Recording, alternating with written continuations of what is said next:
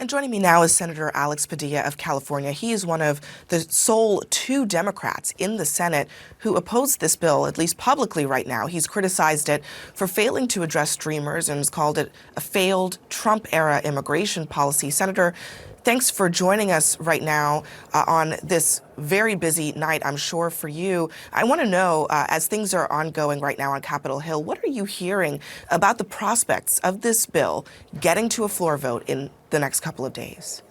Well, thanks for having me, Abby. And what I'm hearing around the Capitol is a lot of questions, a lot of concerns, frankly, on both sides of the aisle about this package that, after months and months of hearing what might be on the table, hearing rumors about what was under consideration, we finally have language to review.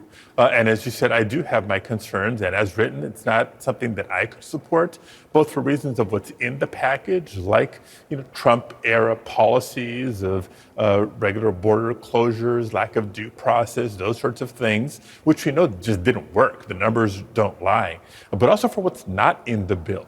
Historically, we've bound some border enforcement proposals with some legal pathways. For example, not a single Dreamer will benefit or receive relief through this measure. Not a single farm worker, other essential worker will have relief in this measure. So there's a not like about what's in it and a lot to be concerned about what's lacking. In just the last few hours, you were meeting with members of the Congressional Hispanic Caucus to hear from one of the chief negotiators of this proposal, Senator Chris Murphy, one of your colleagues. What was the takeaway from that meeting? Was he pitching this to you with any particular selling point in mind?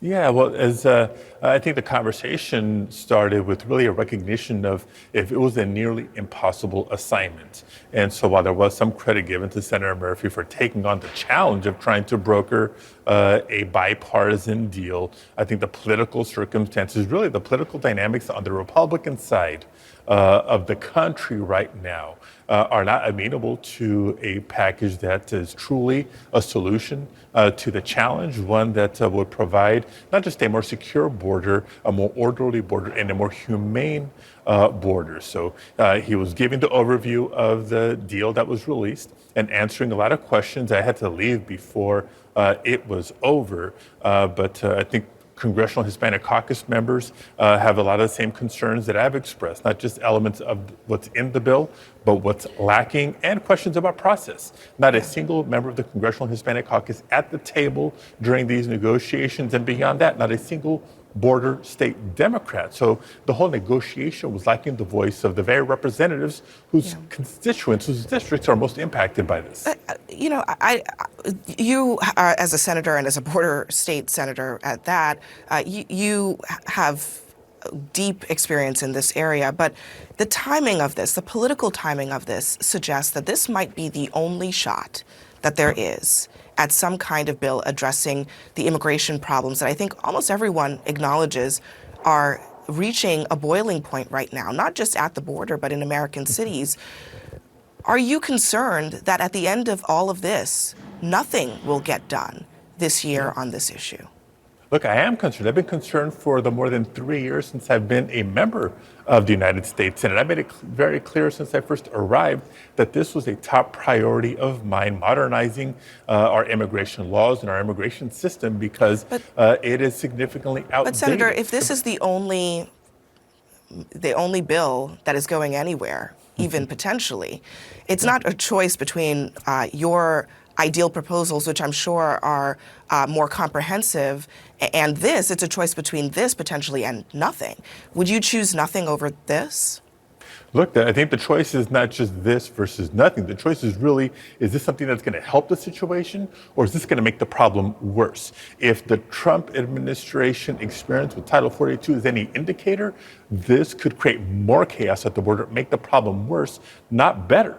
So The other question that you asked about timing, it's on Republicans to decide when to get serious about this stuff. They can't have it both ways, Abby. They can't say, for example, this is urgent, we need to act, and then say we need more time, and let's wait till November because that's what Donald Trump wants them to do. They can't, on the one hand, say we need DHS Secretary Mayorkas in the room to craft a meaningful deal, while the other hand says let's impeach Secretary Mayorkas. So the Republicans got to figure out if they're serious, if we're truly going to take advantage of this narrow window of time to do something soon. As you pointed out, Donald Trump is opposed to this, but the House Speaker, Mike Johnson, says it's dead on arrival. Another high-ranking Republican Senator, John Thune, they're suggesting that they may not support it. This could end right here because Republicans wanted to. Would Democrats be giving them what they want by not moving the ball forward in even a small measure on some kind of immigration bill? Look, Republicans are the reason we're here to begin with.